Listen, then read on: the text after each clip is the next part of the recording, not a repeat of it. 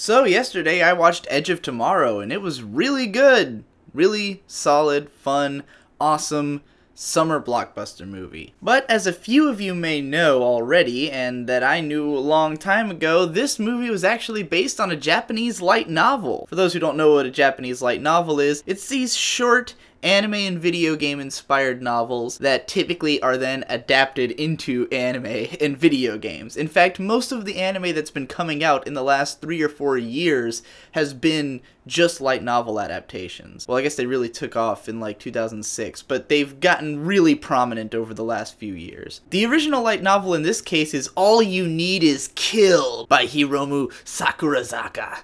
I think. All You Need Is Kill was a fun book. I read it years ago when it was printed over here in America by the Haikasoru imprint run by Viz. It had a great translation. Not that I've read the original, but the way that it's written in English is very cool. The basic premise is that it's about this guy who's a young guy. I think he was like 20 maybe in the original book. He's on the battlefield in this war that the humans are having against alien invaders, and the humans use these exosuits, which in the original are sort of presented as like mech suits, like it's a full thing that you get inside and it's like a mech suit you're wearing. There's cover art for the book is done by Yoshitoshi Abe, who happens to be one of my favorite artists. As you can see, I've got a few of his art books up here. I've got another one somewhere. But anyway, he pilots this exosuit into battle and he just keeps dying. But every time he dies, he wakes up back the previous day. He keeps repeating this cycle over and over again until the point where he's learned this battle like the back of his hand. And eventually he finds out that there's this woman called the Full Metal Bitch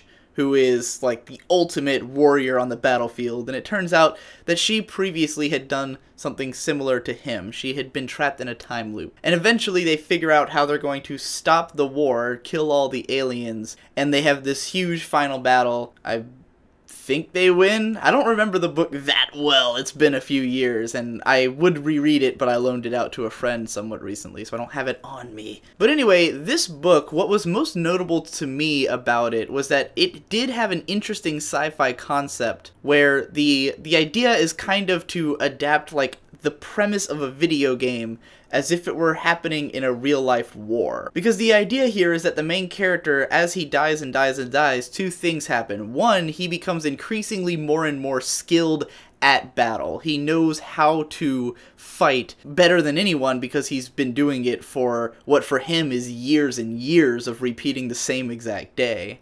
And the other thing is that he knows all the patterns of enemy movement. Like, he knows what's going to happen on this day so well because he's lived it so many times that every possibility of what could happen he now knows. So he knows when each enemy is going to jump at him. He knows, you know, the timing of everything. And it's basically like playing through a video game on the highest difficulty over and over again. You keep building more and more skills at the game as well as memorizing the patterns of enemy movements and things like that. So you could say it's like playing Super Meat Boy on one of the harder levels where you just keep dying and dying and repeating until you get it right. So that's the basic premise, but what had made the book interesting to me was the writing style, because the main character was just this angry kid. He says fuck so many times in this book. There's this great monologue he gives at the beginning where it's like, fuck the brass for not sending enough fucking backup, fuck that guy over there for getting killed on the middle of the battlefield, fuck the enemy for laying you down with fire, fuck everything, fuck war. He's just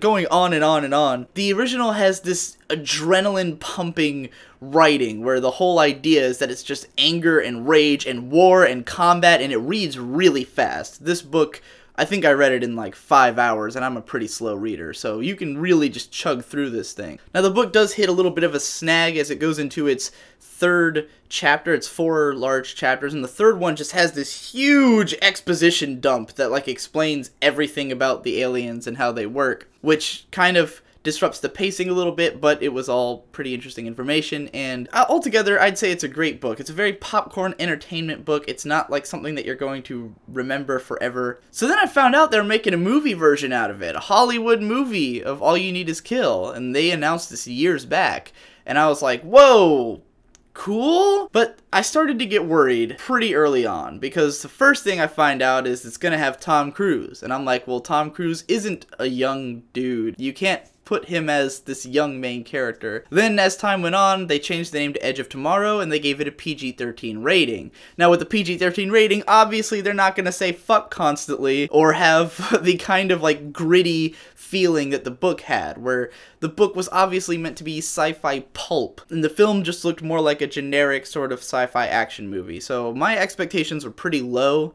I was glad they changed the name so that it would not be considered a direct adaptation of the book. But overall, I had low expectations. Well, then the movie comes out and it's getting all these great reviews. Film crit Hulk, who is my personal idol, loved the film, called it his favorite summer movie in years. And Movie Bob loved the movie, and sometimes I agree with him, so I was like, I gotta see this thing. And I did, and it's really, really good. In fact, if I'm being completely honest with myself, the film is better than the book. Because whereas the book did have that punk atmosphere that made it really cool, the film has better pacing, it has a more fleshed out version of the story, in spite of being altogether shorter than it would be to read the book. Because the book is more in the main character's head. It's more about his thoughts about everything that's going on, whereas the film is able to do the main character's development in a subtle way, where even though we don't have a lot of scenes focused on him like explaining to us what he's all about,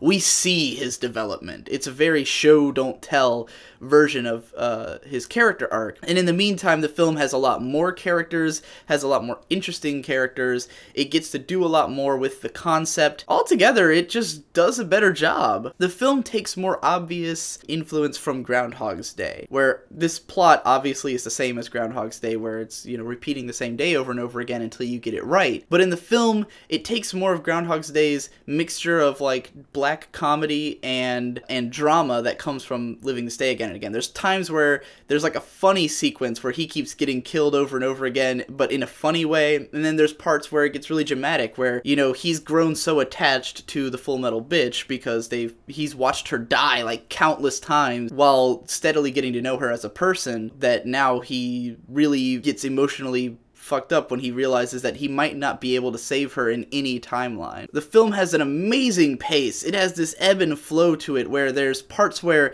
it can be really quickly snapping through a bunch of scenes because it's showing him die and die and die in like a montage form, but then we'll get like one full day. Like, we'll get him living through one version of events, but then that won't be the final one. Like, then we'll get through more and more montages, and the film just does such a great job of having those high intensity moments and low intensity moments throughout the film. It feels like this full, fulfilling experience. It's really well done. Some of the more competent sci-fi action scenes I've seen, I won't say it's quite on the level of District 9 because it doesn't have as cool of tech, but the first major battle in the film is like, I could comprehend everything that was happening even though it was showing how chaotic war is, and it felt like chaos, but you could tell what was happening. Some of the scenes later in the film, not so much, where it gets like really dark and they're trying to do the whole like, oh, we gotta make it dark so we can make the CG look better, and it looks kind of choppy, but it wasn't too much of a problem, and most of the movie looks really good. So altogether, I was just really satisfied with this film in a way that I would not have expected to be. I would recommend both All You Need Is Kill and Edge of Tomorrow. They're both great works for pretty different reasons. Edge of Tomorrow, definitely go see it while it's still in theaters. I've heard this movie is not making a lot of money. I've heard that it's kind of tanking, which sucks because I think most people just saw it as generic Tom Cruise movie, but you know, it's good.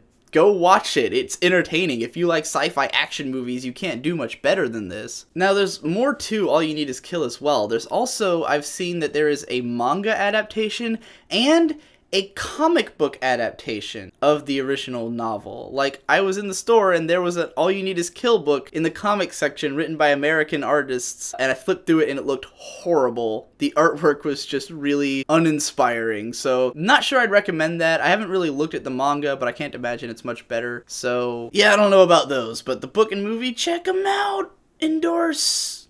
I'm gonna fall down now.